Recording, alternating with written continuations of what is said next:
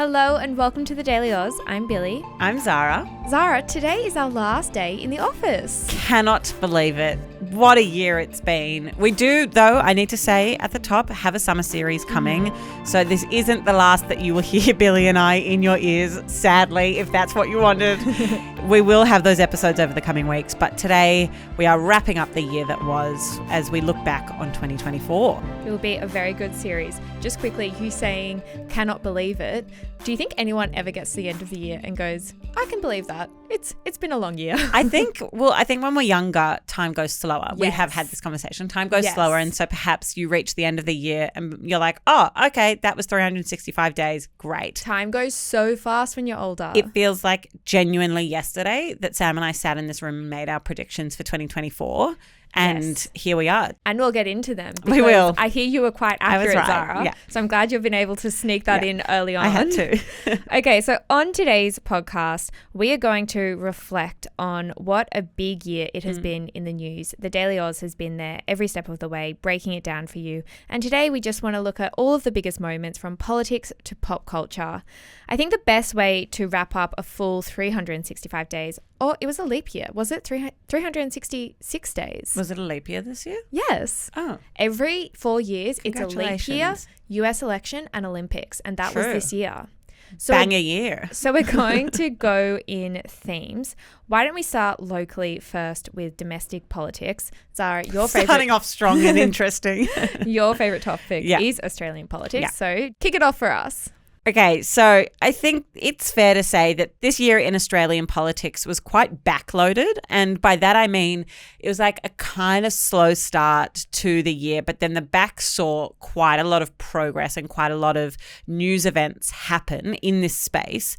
And I think that just goes to the fact that we are approaching an election, and the government and the opposition both knew that full well as we got to, those last sitting weeks of the calendar. And that saw a whole lot of massive pieces of legislation pass through. So just to run you through them at the top of my head, we had a social media ban pass Parliament in a matter of weeks. We saw the government's Help to Buy and Build to Rent legislation. That was, of course, their big housing policy. That passed in the last week. And we saw changes to the way that HECS indexation works also pass through Parliament. Both of those things, just the social media ban and also HECS, massive things for young people. Exactly. And I think, again, that speaks to the fact that the government is really looking how to bring young people into the fold ahead of that election. In terms of where, I guess, the country sits as a whole, it's fair to say that cost of living still remains top of the agenda, both for voters and for the government and the opposition. We saw in the US election that the economy really stuck out as a defining feature, and that is the same all around the world. It's especially the same here. It'll be interesting to see whether voters are talking about interest rates and things like that at the election. We know, of course, that that's not something the government themselves can be changing, but we have seen in other elections that governments are punished for higher interest rates. So no doubt that'll be something that Anthony Albanese will be thinking a lot about over the summer holidays. I think that if we take a step back, the other big defining part of the Australian political landscape this year were two independents. So Lydia Thorpe and Fatima Payman were both part of other parties. Lydia Thorpe was part of the Greens. She left last year. And Fatima Payman was part of the Labor government, and she left this year. And I think both of them have been part of the biggest moments in Australian politics. Lydia Thorpe's moment came when the King was visiting Australia with Queen Camilla, and she stood up and staged a protest that made headlines all around the world, not just here in Australia. And then with Fatima Payman, she left the Labor Party due to their stance on the war in Gaza. Which was a massive moment when she did that. Huge. And again, to the idea of young people, Fatima Payman is one of the youngest people in Parliament. And so to see her leave one of the major parties when we know young people are turning to minor parties and independents, that'll be an interesting thing to keep in mind. And of course, there was another viral moment with Fatima Payman and Pauline Hanson when there was a bit of a tussle about Fatima Payman's citizenship. So that'll be a story to watch in in the new year. I'm going to take a breath now. But the other big political story I think that it would be remiss of us not to mention this year was the return of Julian Assange. And that has kind of crossed party lines. That's been something that both the Labor government and the coalition have been talking about for years and years and years. And this year was the year that he was finally returned. He was released from prison and returned to Australia and now walks as a free man, which, you know, when we went into 2024, I don't know that that would have been a foregone conclusion. Yeah, it's absolutely crazy. Julian Assange feels like something that just went on for years and years and felt like the never-ending saga. So to see that he finally did come home, that was just one of the biggest moments of the year domestically. And then just quickly, you've foreshadowed that we do have an election coming up next year. It needs to happen before May, but other than that, it's in the hands of Anthony Albanese as to when exactly it will be. What are your predictions as to what will happen there? Well, I mean, I think firstly, in terms of the timing, a lot of the chatter seems to be that it'll be held around March, just based on a whole bunch of things that need to happen for that election to be called. In terms of what will actually happen come that federal election, I don't think anyone knows really. I think based on the polling, it looks like it might be difficult for either of the major parties to win a majority. Support for both of the major parties has continued to slip. And I think that we can take some notes from what we've seen globally, because 2024 was the year of the election. We saw elections all around the world. And what we saw was a fairly uniform shift to the right. Billi, talk me through this trend that we saw.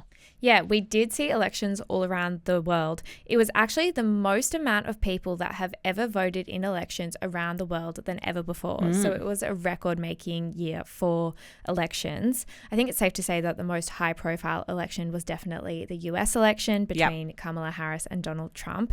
And it was a very dramatic lead-up to the election. Obviously, we had Joe Biden drop out just months before Election Day. And then we also had the 2 assassination attempts on Donald Trump, which just major news moments.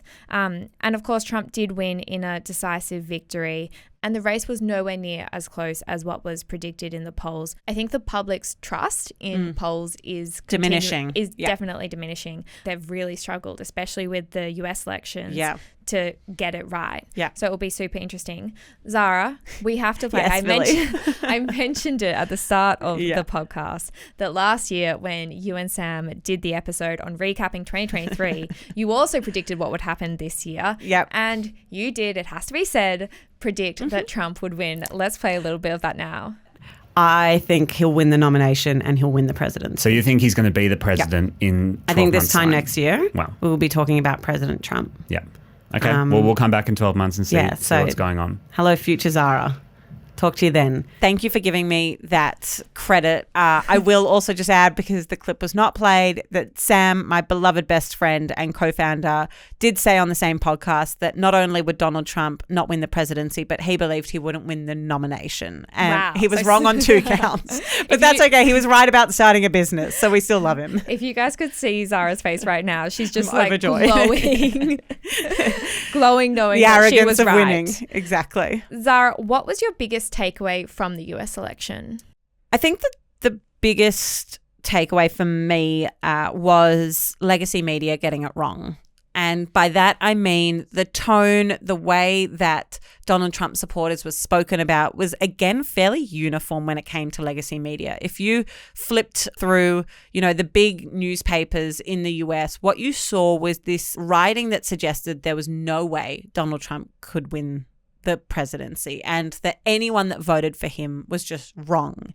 And what we saw was that more than half the country disagreed with that and ended up voting. And I think that this disconnect between the way that the media sees the political class and the way that ordinary Americans, and it's not just an American issue, it's all around the world, but I think that disconnect was really, really clear at the US election. And it was largely in legacy left-wing media that you're talking about. And after the election happened, we sat down as a newsroom and went through a lot of the coverage from other newsrooms, and the word shocking was used a lot. And we kept saying... Or surprise. Yes. And we kept saying, how could it be shocking if more than half of the people who voted in the election did vote for Donald Trump? It was shocking for the other side, and it was Yes. shocking because seemingly so much of the media sits on that side. But yeah, taking a step back, that sort of language around shock and surprise didn't really land for anyone else. What about you, Billi? What was your takeaway? I'm going to stay in kind of like the media theme. I think both campaigns really embraced new media for the first time in the US election. I'm thinking about Joe Rogan. I'm thinking about Call Her Daddy. Yep. Kamala Harris's team really went hard on TikTok, as did Donald Trump's team. Donald Trump also spoke to the Paul brothers. So there was a lot of talking to influencers to try to reach a new audience that way. And I think that was really interesting and really smart on both sides to not just go to the legacy media that we were just speaking about, Zara, but to think of new innovative ways to reach new audiences, especially young people. I'll be really curious to see if that translates here. Like, we haven't seen the same. I mean, obviously, we've had the Prime Minister and the opposition leader on this podcast. But we're included in that. We are new media. But I don't know that there has been a kind of all of government or all of political class embracing of new media. I think that we're still a media company, whereas I haven't necessarily seen influencers engaged in the way they were in the US. So I'll be really curious to see if that happens. I actually just saw Peter Dutton do an interview with Sam Frick, I think his name is, who is the Olympic diver who's very famous on TikTok. Yeah. So there you go. Yeah, there's an early indication that he possibly is going to go down a similar route to what Donald Trump did. Wow. I mean, definitely one to watch, and we will be absolutely knocking on the doors of both the Prime Minister and the opposition leader, asking them to come on this pod again ahead of the election. But Billi, not just the US election that happened. Tell me about everything else in the world. Okay, you mentioned this earlier, and I don't think I answered your question properly. But we did see across the world, not just in the US, a swing to the right. We also saw it in Europe across several elections. So there was the European Parliament's election, which is the world's only democratically elected transnational organization. That was a mouthful. Yes, but so it was a whole lot of countries that were part of this election. They saw a historic surge for small far-right parties across Europe.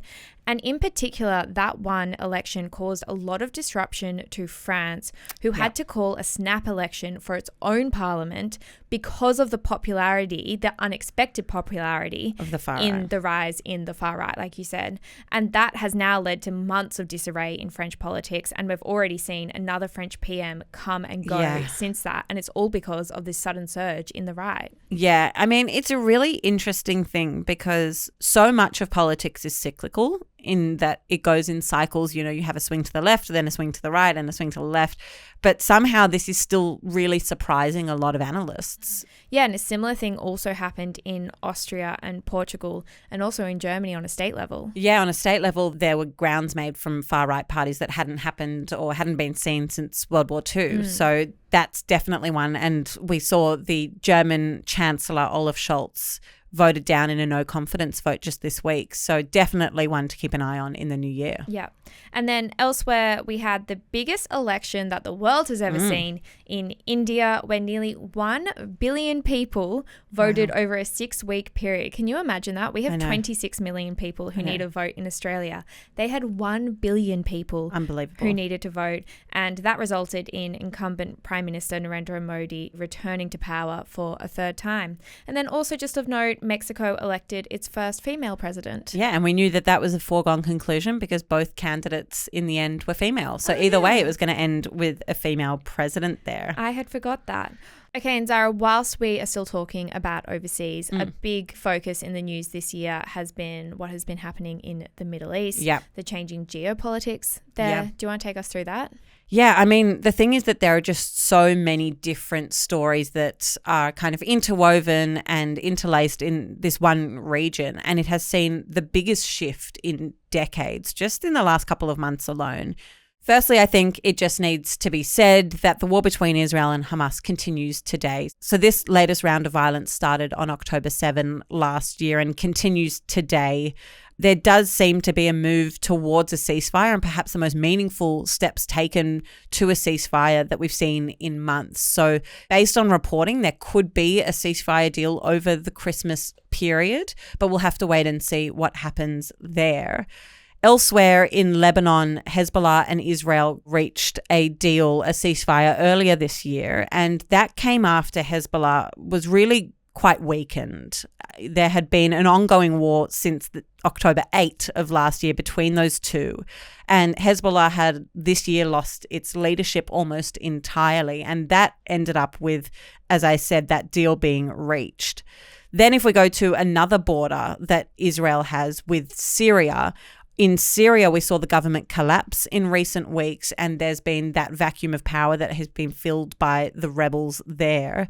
So I guess kind of what we can take from there is that previously last year, a lot of the war was focused on what was happening in Gaza. Yeah. And now a lot of it is based on what is happening at the borders of Israel on multiple sides. Yes, exactly. So Israel is fighting on multiple fronts, but I think the one commonality there is Iran. So the Iranian regime backs Hamas, it backs Hezbollah, and until recently it was backing Syria and Bashar al-Assad. And all three of those, as I just mentioned, have had quite significant changes in recent months. We have seen Iran and Israel for the very first time directly attack each other, but that didn't really escalate into a direct war between the two.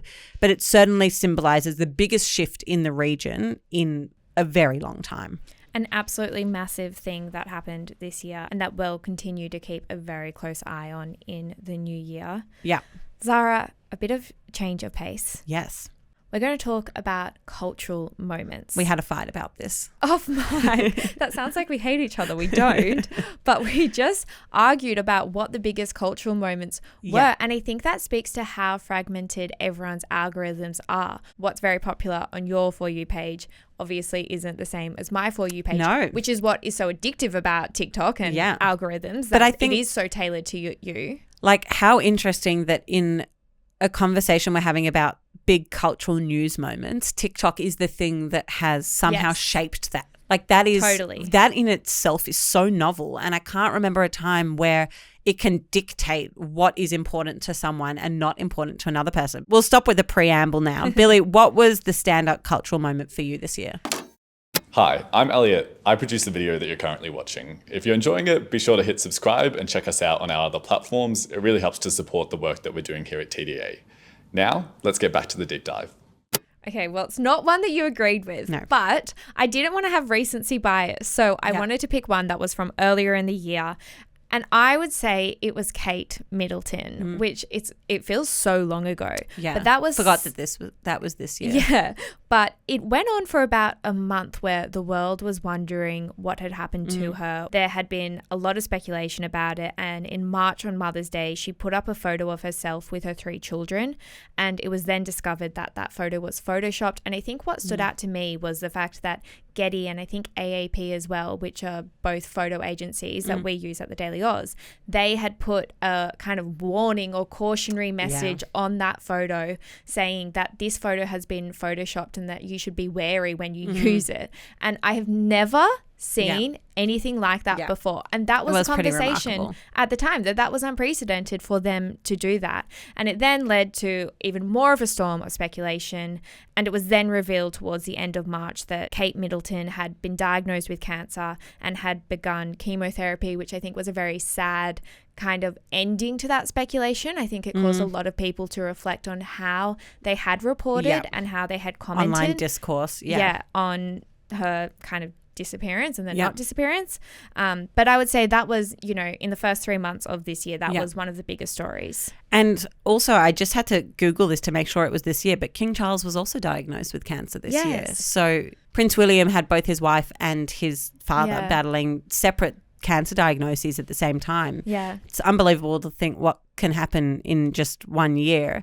I do think that recency bias is perhaps clouding my judgment. And I do remember it was a huge moment at the time, and you're right, like the implications were fairly, far reaching. Yeah. So I'll give you that. All right, Zara, what was your biggest moment of the year in culture? Well, for me, when I think back to this year, the thing that stands out is just this rise and rise and rise of female artists, and specifically the idea that people think that Charlie XCX, Chappell Roan, Sabrina Carpenter, that these people were overnight successes. And I have just loved reading, listening to, watching the fact that these superstars have been decades in the making, but have emerged into stardom very, very quickly. And just, watching Chapel Roan performing busking on the street to nobody to then filling out the biggest festival audience that the world's ever seen. I just think it's been the year of the female pop star. Of the girly pops.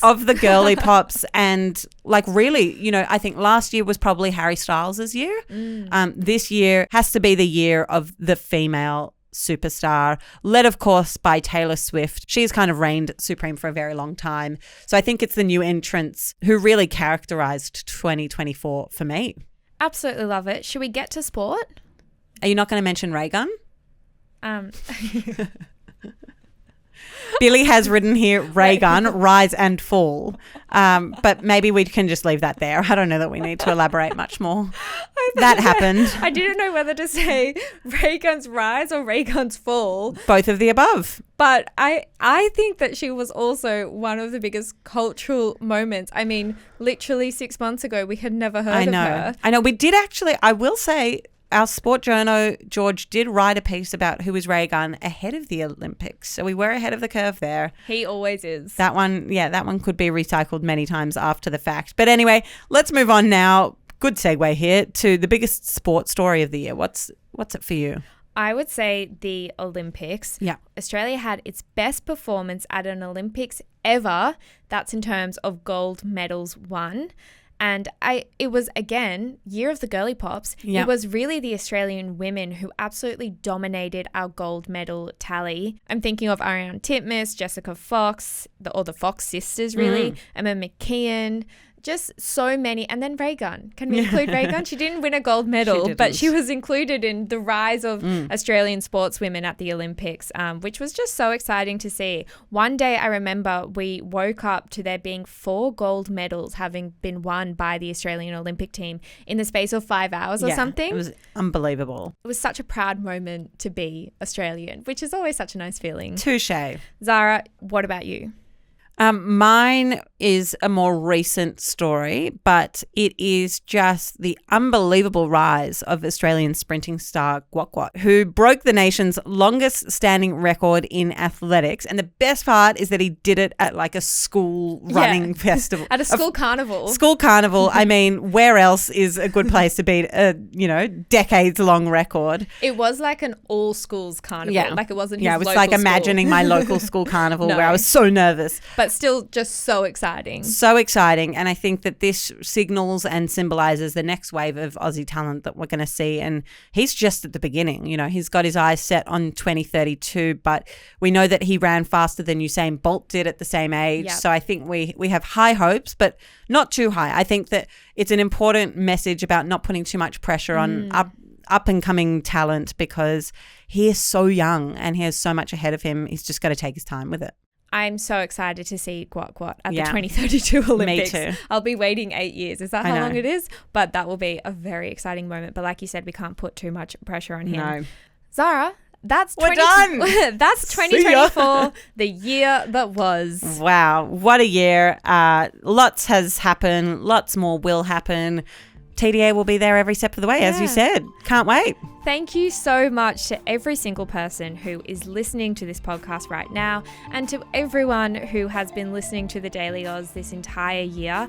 Our podcast numbers, I've said this before on the podcast, but they've never been higher, and we are just so appreciative of every single person who listens to us, appreciates new media like we said, and we'll be back again next year to do it all again. But like we said, we've got the Australian election, which is just like Christmas. Christmas is being extended for the Daily Aus because we have an Australian election.